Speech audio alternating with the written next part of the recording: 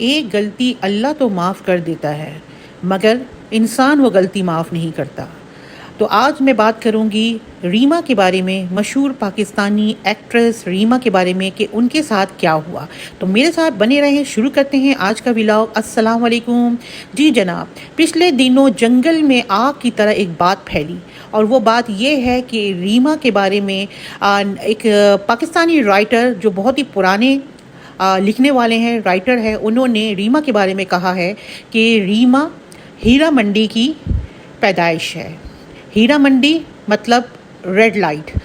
تو یہ جو رائٹر ہے، انہوں نے جس ڈٹائی کے ساتھ یہ بات کی ہے، یہ تو الگ بحث ہے، مگر میں صرف ایک سوال کرنا چاہتی ہوں کہ ریما ہیرا منڈی کی پیدائش ہے یا نہیں ہے، یا اس کا ماضی کیا رہا ہے، یہ اللہ اور اللہ سے بہتر کوئی نہیں جانتا۔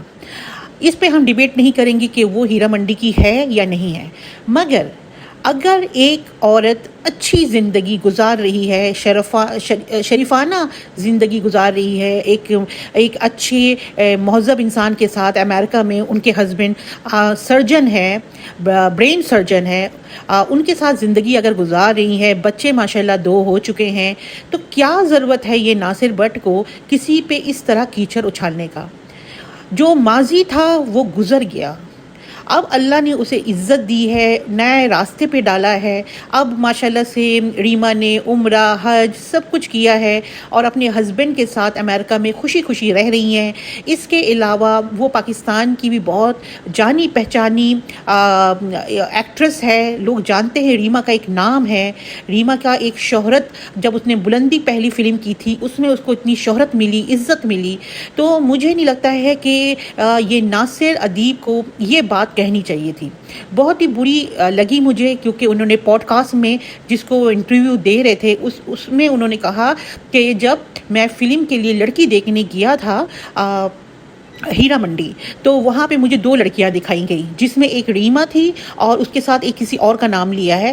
تو ان دونوں میں سے مجھے ریما پسند نہیں آئی، کیونکہ مجھے ریما کی آنکھوں میں وہ چمک نظر نہیں آئی جو ایکٹر کی ہوتی ہے، تو میں نے ریما کو ریجیکٹ کر دیا۔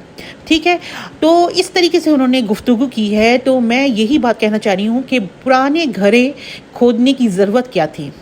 ٹھیک ہے، کسی کا ماضی اگر ڈارک رہا ہے تو اس کا مستقبل تو اچھا ہے نا، اس پہ آپ کیوں اس کی مستقبل پہ آپ جو ہے نا یہ آنچ ڈال رہے ہیں؟ یقین جانیں، جب سے انہوں نے یہ بات کی ہے، پوری سوشل میڈیا کی زینت بن گئی ہے، جن کو پتہ نہیں تھا ان کو بھی پتہ چل چکا۔ اور سب سے دکھ کی بات یہ ہے کہ اللہ تو کہتے ہیں نا کہ پردہ رکھو کسی کے عیب میں، کسی کو برا مت بولو، ان کے عیب میں پردہ ڈالو، مگر یہ انسان اور انسان کی فطرت یہ کبھی نہیں سدھرے گی، یہ جینے نہیں دے گی کسی کو بھی، چاہے وہ برائی سے اچھائی میں آ جائے یا کچھ بھی ہو۔ تو میرا ایک ہی وہ تھا کہ انہوں نے ناصر بٹ جو رائٹر ہے پرانی فلموں کی، ان کو یہ بات نہیں کرنی چاہیے تھی، ان کو یہ بات ہرگز نہیں کرنی چاہیے تھی، جبکہ ان کو پتہ ہے کہ وہ شادی شدہ ہے، ایک مہذب فیملی کی بہو ہے، اچھا، اور وہ ماشاءاللہ بڑے اچھے طریقے سے، بڑے ہی ڈیسنٹ طریقے سے آتی ہیں، رمضان ٹرانسمیشن میں بھی وہ پاکستان آتی ہیں۔ اس کے علاوہ بھی جب کوئی فلاحی کام ہوتا ہے، کسی کی مدد کرنی ہوتی ہے، تو ریما ضرور آتی ہے امریکہ سے۔ تو اس طریقے سے کسی کو بدنام کر کے اس پہ تہمت لگانا اچھی بات نہیں ہے۔ تو میرا یہی خیال ہے کہ جو گزر گیا سو گزر گیا، اس بات کو لے کے آپ ان کی فیوچر کو خراب نہ کریں۔ تو چلے جی، میرا آج کا یہ ٹاپک تھا، کیونکہ مجھے اپنا ریویو دینا تھا، اور مجھے بہت برا لگا، کیونکہ ریما کو میں بھی بہت پسند کرتی ہوں ایز اے ایکٹریس، اور ریما نے جس طریقے سے شو بزنس کو اپنا لے کے چلی ہے، جس میں ان کا بڑا اچھا رول رہا ہے، وہ پاکستان انڈیا کے شوز میں بھی گئی ہیں، بڑا پاکستان کو لوگوں کو بتایا ہے کہ ہم پاکستانی ہیں۔ تو میرے خیال میں ریما کے ساتھ یہ اچھا نہیں ہوا۔ تو چلیے جناب، مجھے اجازت دیجیے، پھر آؤں گی کسی اور ولاگ میں۔ لائک، شیئر، سبسکرائب کرنا نہ بھولیں۔